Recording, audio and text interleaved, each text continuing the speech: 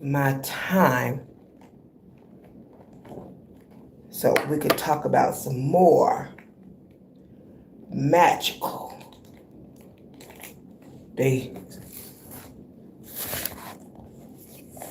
consciousness. Okay. I had printed out some things, but I wasn't sure how much time it was going to take to go through those things. So I had my time extended. I'm just going to go through it briefly as a part 2 real quick, and then we'll meet up still at the same time tomorrow.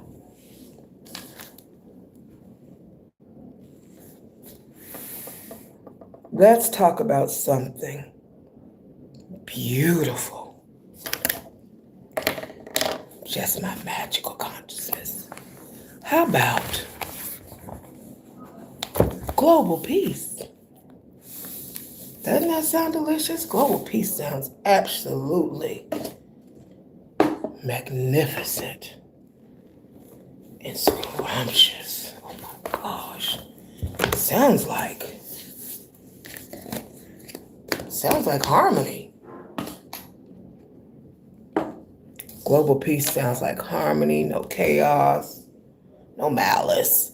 That's what it sounds like. Sounds like everybody getting along. That's what it sounds like. I told y'all that I watched for the first time Separate but Equal Part 1 and Part 2 this past weekend, and how I got there in my previous videos. So I won't take the route of explaining it again. I got my cucumber water with me. And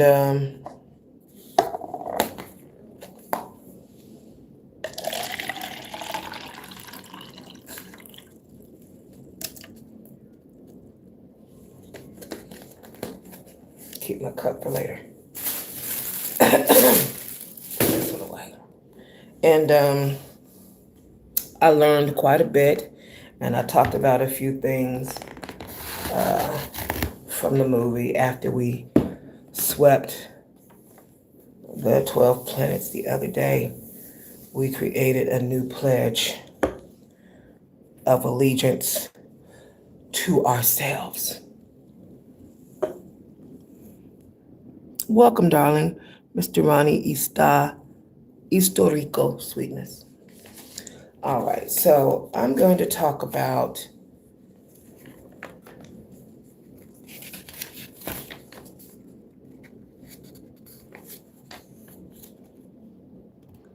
global peace and how it applied to the movie,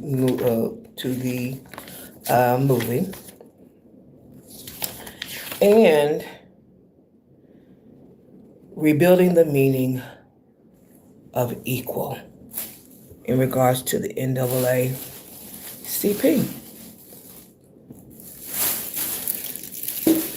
In regards to the movie. And then from my magical practices, I'm going to include some things from that and the Bible. We're going to do some spell crafting there. All right. When tracking the lineage of masters who understood how to command the global crossroads, the ledger belongs to Dr. Ralph J. Bunche. In 1950, he made history as the first African American and person of color to be awarded the Nobel Peace Prize. But he didn't secure this monument by operating within a safe, localized parameter. Bunche earned it by stepping directly into a raging international friction point in executing a master class in diplomatic navigation. He was the ultimate night strategist, a man who mastered the geometry of peace while maintaining absolute, unshakable sovereignty over his own reflection. Mastering the geometry. The achievement that etched Bunch's name into the global bedrock was the work at the United Nations chief mediator in Palestine during the late 1940s, when the original chief United Nations negotiator, Count Folk Bernadotte, was slayed in 1948. The entire weight of a volatile Middle East conflict dropped squarely, hello sugar dumpling, onto Bunch's shoulders. Instead of retreating, he seized the wheel. He transformed the entire negotiation apparatus to the island of Rhodes and locked the door. For 11 grueling months, Bunch sat at the center of the storm, absorbing and neutralizing the intense friction between Israel and 4 Arab states.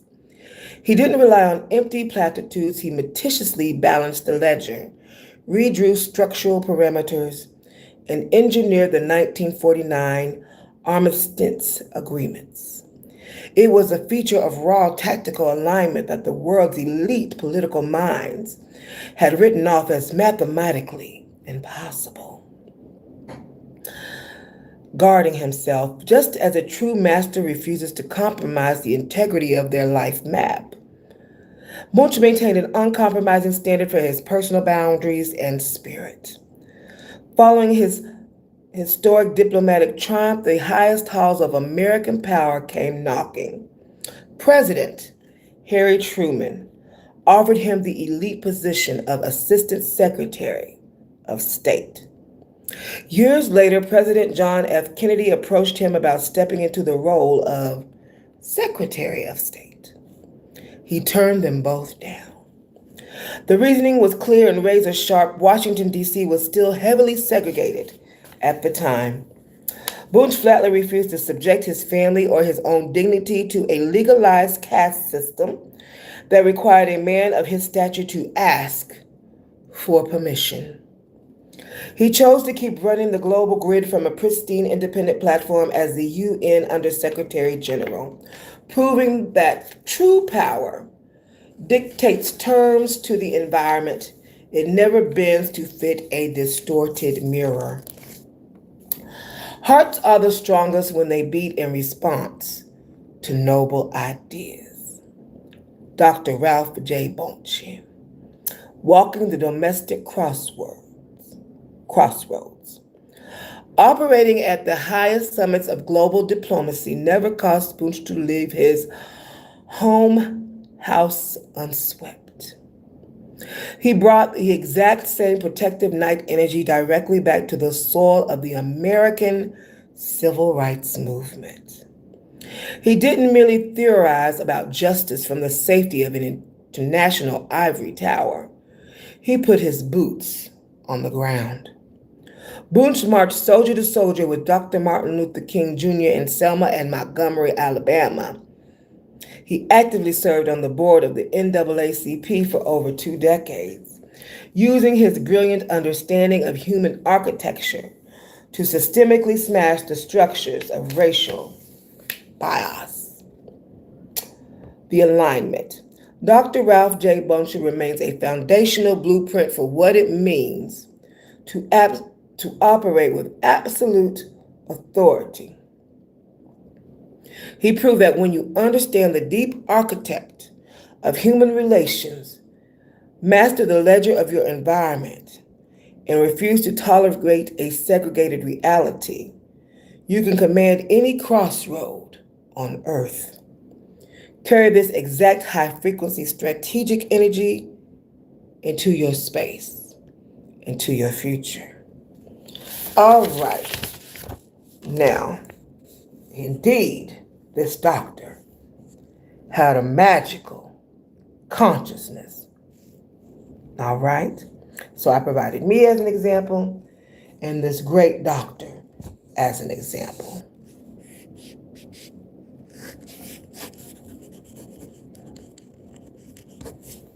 All right, magical consciousness. Y'all, my book is getting a little thick over here with all these notes I've been taking, delivering to y'all to give y'all this magic, boo. Yes, indeed. I hope that you have been writing plenty of grimoire notes in your wealth grimoire that you were supposed to create on day one. All right, let's see. I certainly have been writing plenty. All right. Ooh, that's a good idea.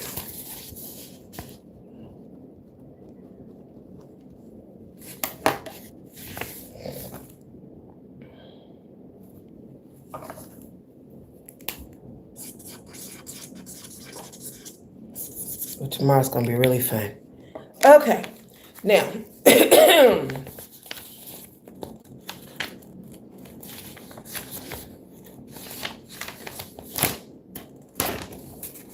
we're going to dive into some more magic in a minute, but I'm going to give you a third example of magic consciousness. That pen has, put that to the side. That pen retired itself, and walking into my next destination yesterday, another pen arrived without me having to ask for one. That's awesome. Okay. And it wasn't of lesser value. It was of the same value. Okay, let's see. We're going to talk about Brown versus Board and how the NAACP rebuilt the meaning of equal. The legal strategy behind Brown versus Board of Education was not a single sentence or symbolic phrase. It was a structural dismantling of the constitutional logic that has supported segregation for nearly 6 decades. Now listen, I'm a witch. I meet with a bunch of witches in the morning. These are nothing but sages.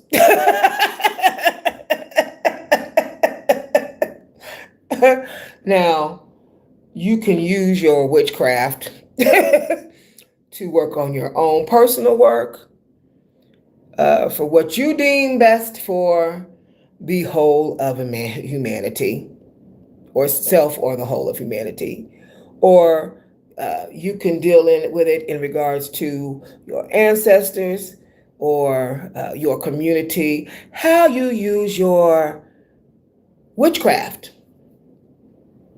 It's totally up to you. But this is how I'm going to use mine. Okay? All right. When the NAACP Legal Defense Fund brought the case forward, the attorneys, most noticeably Thurgood Marshall and Robert L. Carter, were not relying on rhetorical flourish. They were assembling a legal machine designed to collapse the doctrine of separate but equal from multiple directions at once. Oh, Eric, happy birthday, sugar dumpling. And then TFMZ3BGT said, can I be a moderator? Baby, I have no idea who you are, so I would have to get to know you in order for you to be a moderator over time. Join my Substack. Let me know you met me here on YouTube. Substack is Denelsia Walker. Let's talk about it, boo. Happy birthday, Eric. Happy birthday to you. And then Ariana-Q3C2H says hello. Hello, sweetness. Welcome to another year around the sun. Okay? Happy Soul Day. All right. The real core of the argument, not a quote, but a framework, Rather than a single defining sentence, the NAACP's argument rested on three interlocking pillars. Psychological injury as constitutional harm. One of the most influential components of the case was the use of social science, including the now famous doll test research conducted by Kenneth and Mamie Clark.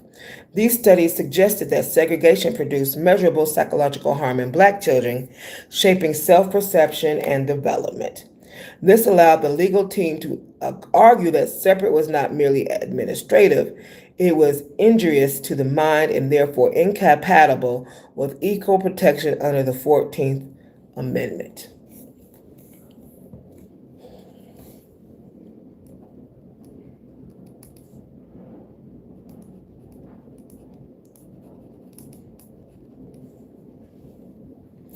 The collapse of separate but equal.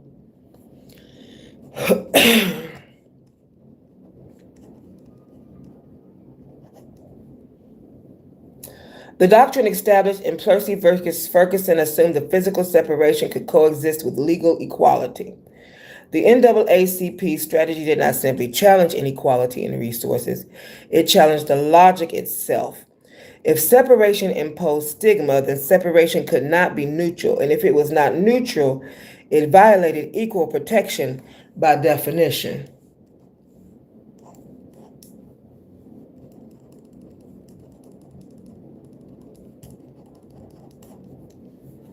Citizenship as individual constitutional status. A central theme in the litigation was that constitutional rights do not attach to racial categories, but to individuals. That was a legal pivot that made segregation vulnerable. It reframed the citizen not as part of a managed social group, but as an autonomous rights-bearing unit under the Constitution.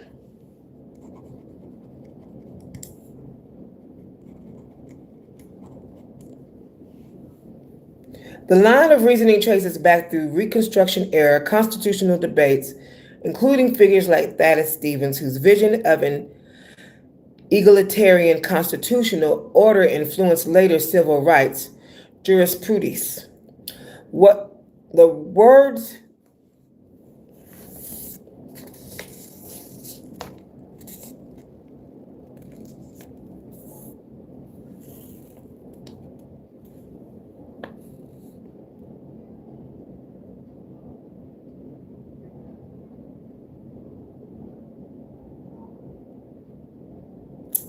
okay.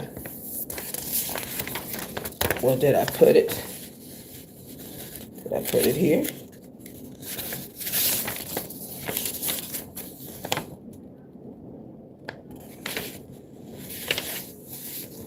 All right, so for children, we want them to be able to claim their full measure of their chance to learn and grow. I talked in depth about education yesterday and the type of education that would be most beneficial for them to reach their highest level. Okay. So several legal ideas, just to place these into just to go over those with you. Equal protection under the 14th Amendment, psychological harm as legally relative evidence, rejection of caste-based legal classification, the child as the central subject of educational rights, conceptual distillation. What made Brown transformative was not poetic phrasing, it was strategic convergence. The NAACP did something rare in constitutional litigation. It fused law, psychology, and moral philosophy into a single arbitrary structure that forced the Supreme Court to confront segregation not as policy, but as a contradiction of citizenship itself.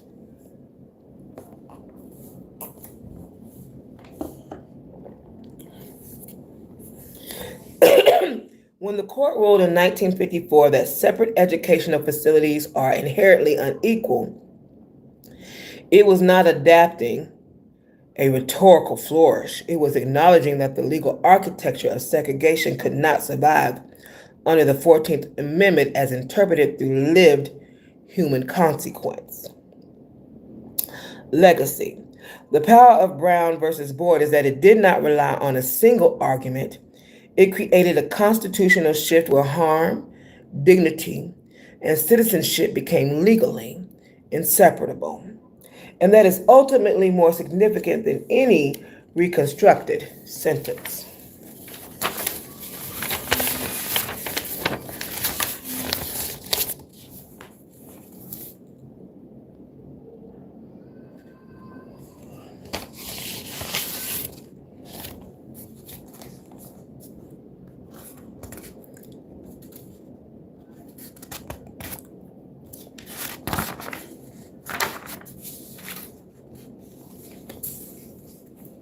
I'm not going to have any pages left in my book. All right, so that's some more magical consciousness for you there. Let's move beyond separate but equal. Since we just ended the book of 2 Samuel, reading line by line every morning. All right.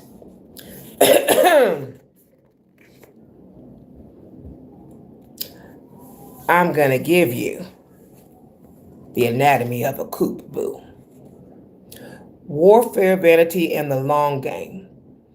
In 2 Samuel 16 through 17, by invoking, we crack open an absolute pristine blueprint for how a systemic high-level political coup is waged, outwitted, and ultimately decided. This is the story of Absalom's rebellion against his father, King David. Since we just got to David's last words today, rest in peace, King David. When you analyze this text as a case study in power dynamics, the clash between the old guard, the manipulation of the masses, the strategic counseling in closed chambers, and the inevitable self-destruction of unchecked ego. The insights are staggering. Absalom behaves like a petulant toddler throwing a massive ego-driven temper tantrum to steal a position that doesn't legally or structurally belong to him. He uses the media, optics, and popular theater of his day to hijack the minds of people.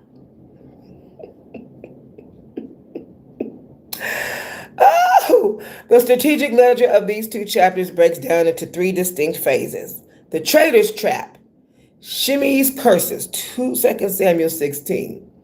As David flees Jerusalem to protect his people from Absalom's incoming army, a man named Shimei, I hope I'm saying his name right, he's shimmying all over the place, from the displaced royal house of Saul runs along the hillside.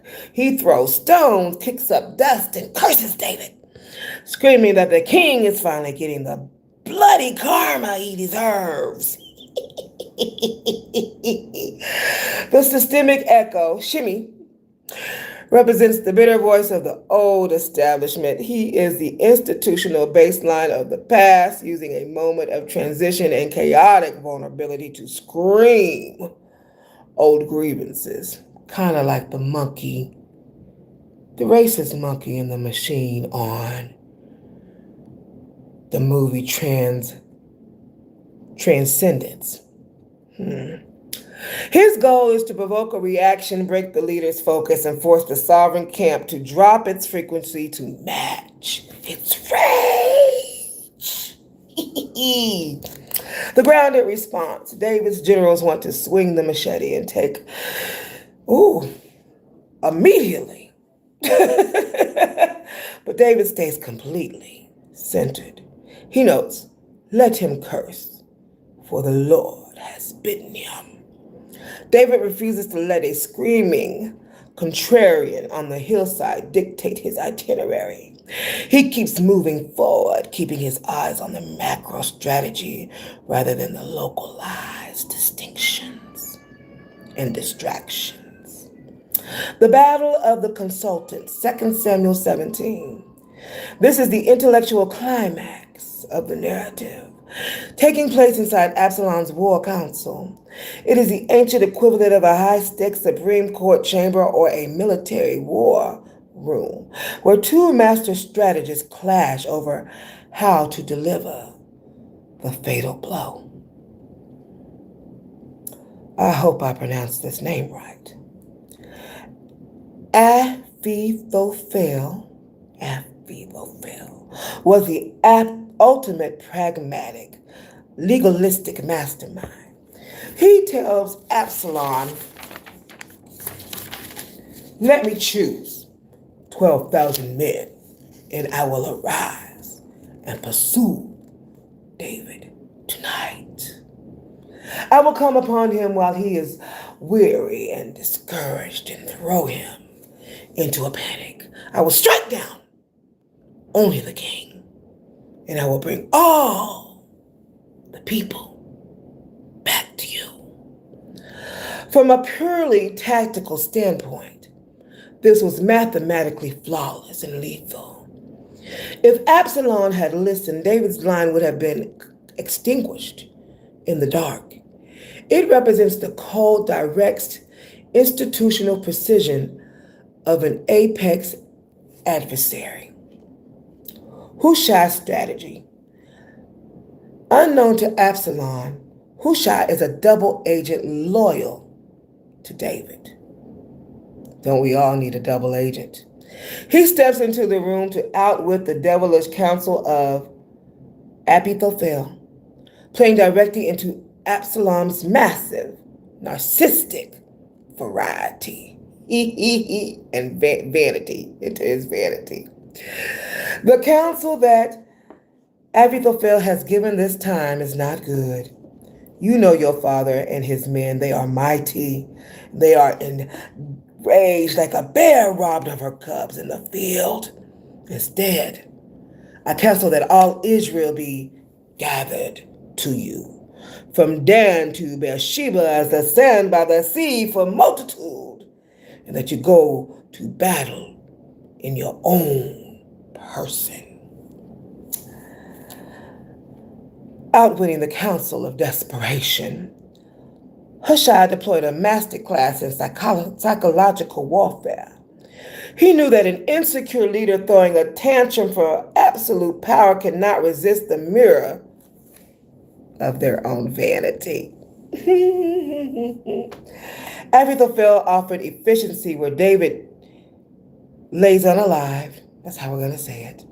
And the army gets the credit. Hushai offered a parade where Absalom gets to play the conquering hero. Absalom and his council looked at Hushai's grand theatrical illusion and declared it superior to Ahithophel's sharp precision. The text highlights the underlying mechanics behind this mental blind spot. For the Lord has ordained to defeat the good counsel of Ahithophel, so that the Lord might bring ruin upon Absalom. 2 Samuel 17:14. Because Hushai successfully delayed the attack to feed Absalom's ego, it brought David's forces the vital commodity they needed: time. It allowed them to cross the Jordan River, organize their perimeters, and secure the high ground. When Ahithophel realized his flaws, calculated advice had been rejected in favor of cheap theater, he knew the coup was mathematically finished. He went home, set his house in order, and became the tarot card of the Hanged Man. The long game. Whether viewed as a spiritual truth or a brilliant secular allegory on human nature, the lesson remains absolute. To defeat a systemic rebellion, you must play the long game. You allow the adversary to get drunk on their own vanity, their own short-term optics, their temporary media victories until they completely overextend themselves. Absalom thought he could claim a territory through clever staging, public relations, and hijacking the capital city. But sustainable leadership belongs to structural integrity and immutable law. You can throw the tantrum, you can read the stolen playbooks in court, and you can try to partition the territory. But when a grounded long-term strategy activates, false counsel collapses under the immense weight of its own arrogance. Every period, single period, time, period. All right.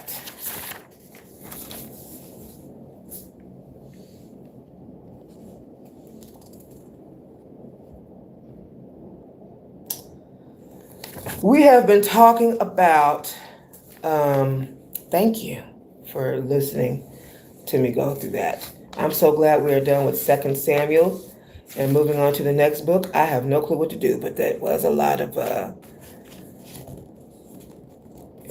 reading. And there's been wars throughout the entire Bible, but this one seemed to happen more frequently. Wars seem to happen more frequently in 1 and 2 Samuel. Whew. Not going to say it was easy to get through, but got through it. Now, we talked about before magical consciousness today.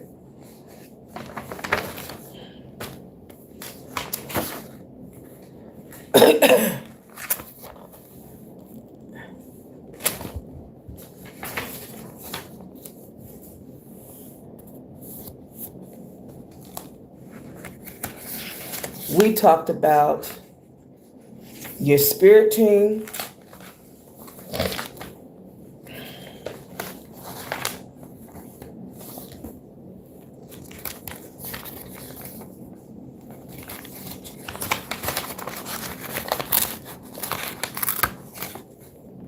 meeting your shadow, shadow immersion. Those are the spells we've done so far. Give the shadow a job.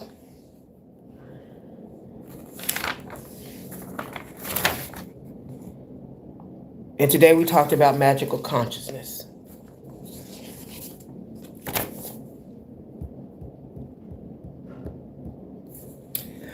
Since you will be giving your shadow a job, we're going to talk about a few things. Every creator eventually discovers a fundamental truth, since you're going to be giving your shadow a job. Before a platform can be built in the external world, an infrastructure must first be constructed within, which is why you're doing shadow immersion before you give the shadow a job. The voice, the mission, the message, and the movement all emerge from an energetic archetype that determines how power flows through the human vessel. By connecting the chakras, personally for me, you can connect them to whatever you would like to, and we will talk more in depth about different things outside of what I study as we go through, for everybody, as we go through the rest of some of these spells. We have some powerful, you've got powerful gods, not just in African religion, you got it in Greek religion and some other religions as well. I personally happen to like working with Orishas, Egyptian mythology, and Christianity, some of their gods and goddesses as well, or ascended masters. But there are lots more out there. And so I will bring them to the table for some of you all, okay? Before connecting the chakras to the orishas, which I talked about more in my last video for part 1, We uncover a profound map of spiritual mechanics, a living blueprint showing how divine energy moves from internal engine of transformation into external expression of creation. Within this framework, two placements create a particularly powerful circuit. Ogun at the heart, Yemoja at the throat. And I'm talking chakras.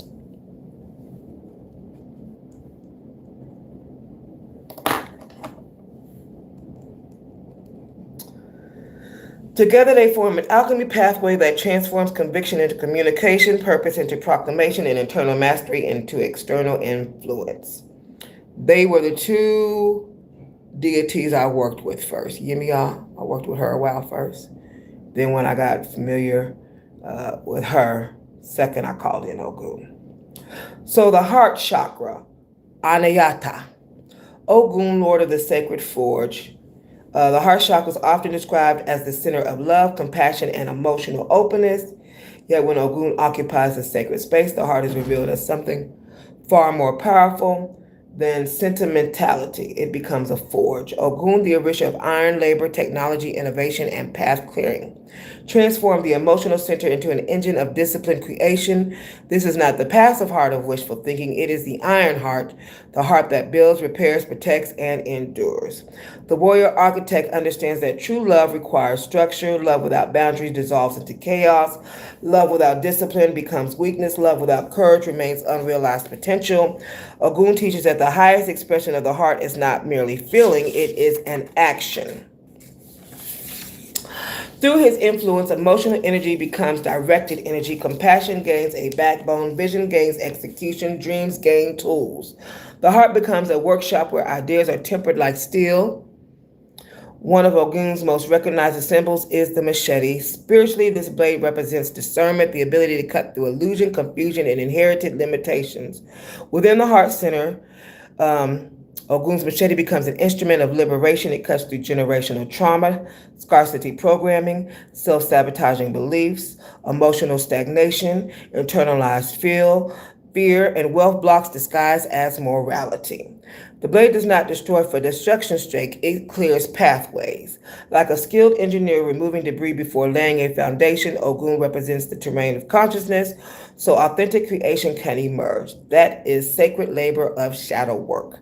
Not the endless excavation of wounds, but the disciplined clearing of obstacles standing between an individual and their highest expression. The iron heart remains open, but it is never unguarded. It loves fiercely because it understands the value of protection. The throat chakra, Vishhuddha, Vishuddha, Yemoja, mother of the sacred water. If Ogun governs the forge, Yemoja governs the ocean. The throat chakra is the center of communication, self-expression, vibration, storytelling, and manifestation. Storytelling, that's why I spent so much time on her altar. Through this energetic gateway, internal realities become external realities. Placing Yemoja at the throat transforms communication into sacred current.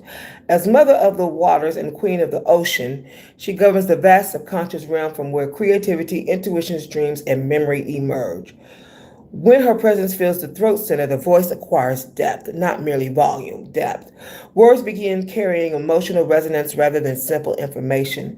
Messages move beyond intellect and enter the realm of feeling. Like ocean tide, speech gains a rhythm. Like rivers, stories gain flow. Like waves, truth gains momentum. The great mother's tide. Water possesses a remarkable paradox. It nurtures life. It also reshapes continents. Yemoja embodies this duality. Through her influence, communication becomes both sanctuary and force. A sovereign voice informed by Yemoja can comfort the wounded, inspire the uncertain, cleanse emotional stagnation, preserve ancestral wisdom, challenge injustice, dismantle harmful narratives. Gentleness and power cease to be opposites. The ocean demonstrates this truth every day. Its surface may appear calm while immeasurable strength moves beneath. Likewise, Yemoja teaches that true authority does not require denomination. The most powerful voice is often the one rooted deeply enough to remain calm while reshaping reality. For creators, writers, musicians, teachers, visionaries, and builders of independent ecosystems, this placement is especially significant. Every publication becomes a current, every song becomes a wave, every broadcast becomes a tide, every story becomes a vessel carrying consciousness into the world. The sacred circuit. The true alchemy emerges when the two centers operate together. Ogun provides structure, Yemoja provides flow. Ogun creates the vessel, Yemoja fills it with living water. Ogun forges the truth, Yemoja carries it outward. Their relationship can be understood as a spiritual transition line. Ogun, heart generator, Yemoja, throat transmitter. What is forged in the furnace of conviction rises upward and enters the stream of expression. The result is communication that possess both integrity and resonance. Words are no longer empty declarations.